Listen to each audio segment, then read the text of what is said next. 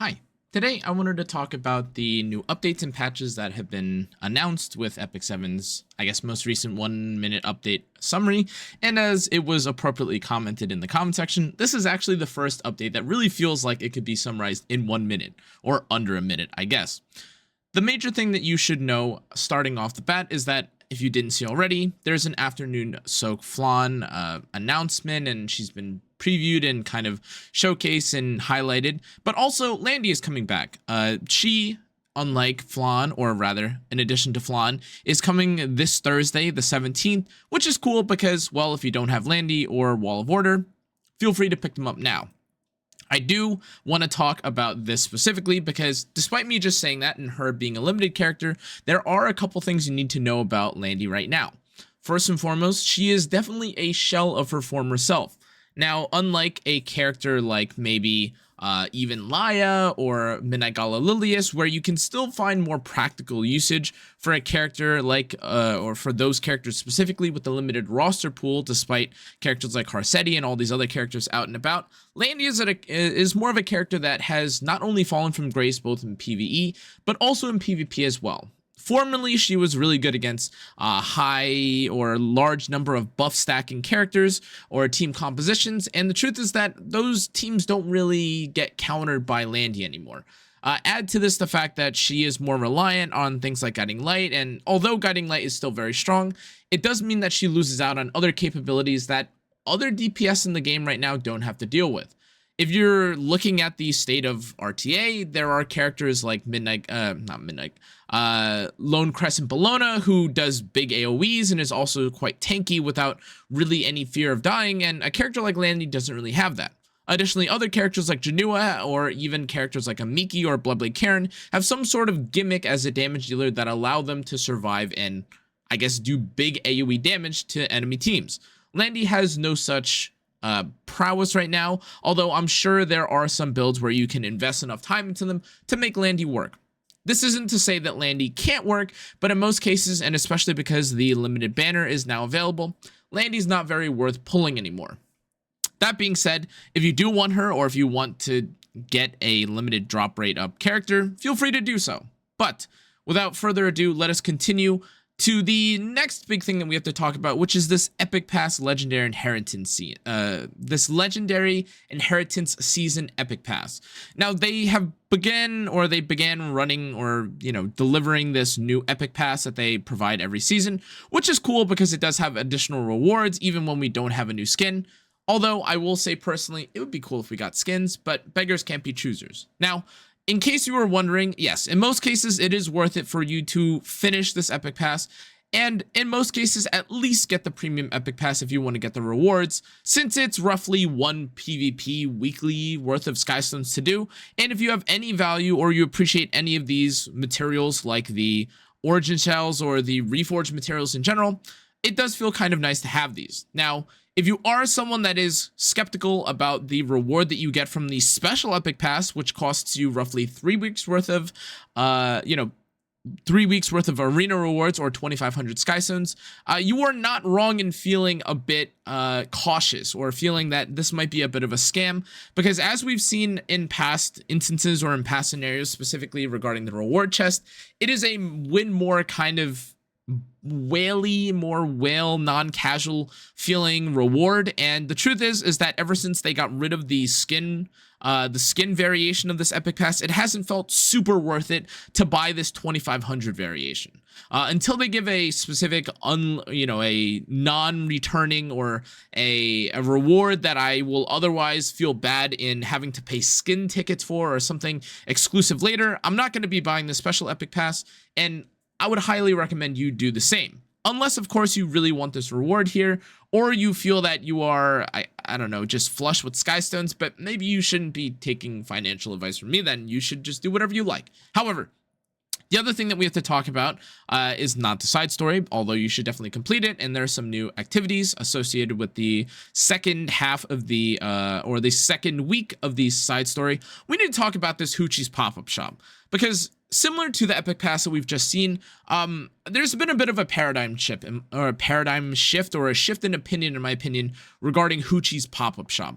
Formerly, before we had so many worthwhile packs or additional packs that changed the way that we value resources in the game, there were a lot of, honestly, arguments towards Hoochie being kind of worthwhile. And as I move my camera down here, let's just take a quick overview over what you can see from Hoochie's pop-up shop list. You've got the 5-star artifact ticket, and that costs 1,800 Sky Stones, 2 weeks worth of arena. You have stuff like 1 Molagora, which costs 500 and is kind of ridiculous. You have the Mystic Metals, which in my opinion have not changed in value. Mystic Metals are very, very difficult to come by. So this is still arguably the most worthwhile thing from the Hoochie's pop-up shop. But then we have a variety of other mana stones, reversions, the lucky chests, and artifact charms. And in terms of these, there aren't that many things that are honestly worth buying anymore from Hoochie's shop. Now, again, in terms of the Mystic Metals, and even for the Hoochie's Lucky Chest, you can argue that these are still worth buying if you are someone that wants to get or remain on par with, the game, and you want to upkeep your resources, and you want to be able to pull from the new Mystic or Moonlight characters. However, things like the random level 85 epic equipment feel way less valuable nowadays, especially because every single week, even from Rift, you're guaranteed 4 high gear score or high equipment score pieces of gear. Now, let me disclaimer that I've gotten some horrendous pieces from Rift, like flat defense main boot, kind of horrendous. However, even with that being the case, I still don't think it justifies paying a little bit more than a week's worth of arena for a singular piece of gear, unless if it ends up being something like a boot or ends up being a ring or a neck. Formerly, I'd seen players just mindlessly see this new piece, see a high equipment score piece on left side, and without even thinking, so long as it said 35, 36, whatever, they just go for it, which doesn't really feel as worth it anymore, especially with all the activities, the free gear, and everything that we've been given now. Now, to be clear, the Hoochie's Lucky Chest is still very worth it because, again, if you take a look at the rewards that you have here, just in terms of value, the chance for you to get a Hero Summon ticket, the chance for you to get a blue box or an equipment conversion chest does make this kind of worth it for the cost of roughly 100 Sky Stones, and you only have to buy 5 of them. So it's roughly half the cost of an Arena Weekly, and you only have to do it one time. However, Hoochie, if you aren't familiar with it, only really comes up when a new limited character comes out. And if you didn't already see my review on the new limited Flan, my initial reaction is kind of still similar to how I feel now. She is a character that does feel like she does a decent amount of damage. Her S1 basic attack slaps, to say, for lack of better words, basically. But there are a couple things you need to think about when it comes to this Flan character. Yes, immediately what came to mind for me specifically was running her as a combat readiness pusher that has a bit of evasion, and you use her to kind of push up your team or activate or enhance your team's speed capabilities. Something more of a cleave unit, you may say. However, as I began theorizing and talking to other members of the community and seeing more people talk about it, she's a character that can gain a lot of value even in a slow sort of setup. If you want to abuse the fact that Harsetti is one of the most broken characters in the game right now, and you want to build her really slow, well, not only do you gain free speed stat, you also gain free, crit stat. And add 2 free stats to a character, and this is a character that could probably be, I don't know, something like 5,000 attack or whatever kind of variation you want to look at, and has 100% evasion for majority of the time that you're playing her. Now, let's not also just forget about the fact that if you don't want to use something like her artifact and you want to run something like Guiding Light, guys, this is a non-negotiable in terms of how effective she is. You may think to yourself, oh, well, think about all the characters that are strong against this Flan character, cannaaaa, like what about Nockwall? If you have a barrier on someone like Flan and she's in Guiding Light, you can't knock this character out of Guiding Light because she has a barrier and therefore you're missing her. So therefore, she can't even the stealth from Guiding Light can't even get removed, and she becomes even more annoying to fight against.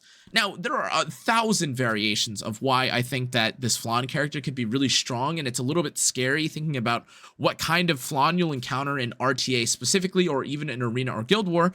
But guys, at the end of the day, 100% evasion is 100% evasion. And even if you're taking, again, as I mentioned before, someone like ML Politis, you're still technically going to have access to 100% evasion because she doesn't remove the, the focus from her. She halves it. So long as she at least has one focus, which she will have, she'll have 1.5 even after ML Politis is on the field, she still has a guaranteed chance to not get hit. And now, again, I do want to make clear that, of course, if you're running someone that has non-attack strips or things like that, like ML Luna, of course, Flan is still at the mercy of these sort of characters. But it does make sense, or it does kind of feel a little bit better to know that even in some matchups, like, again, Knockwall, or in certain matchups where you need to hit the character in order to effectively minimize or to stun or unbuffable a character like this, that's not possible with Flan. She has 100% evasion. And honestly, she looks a little bit cracked. Now, the reason why I talked about this Flan specifically and gave my repeated thoughts about this is because Hoochie is right ahead of this Flan character's banner, and so is Landy. Landy and Hoochie, in my opinion, are Smilegate's way of really trying to lure you into pulling for these characters, or baiting you into pulling for these characters.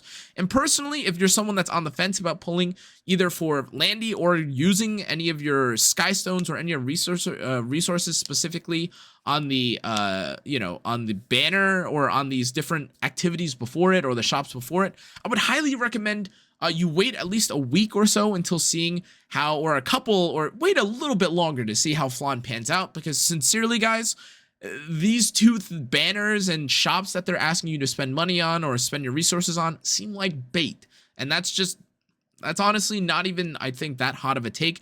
This has kind of been the trend in basically every single epicseven marketing planning kind of setup when it comes to a limited character that's coming out. They release additional characters beforehand and they milk the banner a little bit more.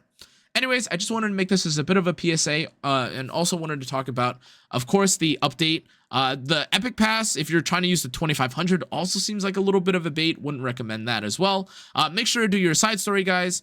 Vildred's also on banner. This is also a bait character, and they also changed a few things. They added a couple things for the UI in terms of the element summons, and they also changed the Epic Dash lobby pack, which you can now buy for Sky Stones, which is, again, kind of a bait if you already have it. But depending on how many Sky Stones it is, the charms could be kind of cool, and sort of, the leaves could also be decent value. Kind of depends on how many Sky Stones it costs.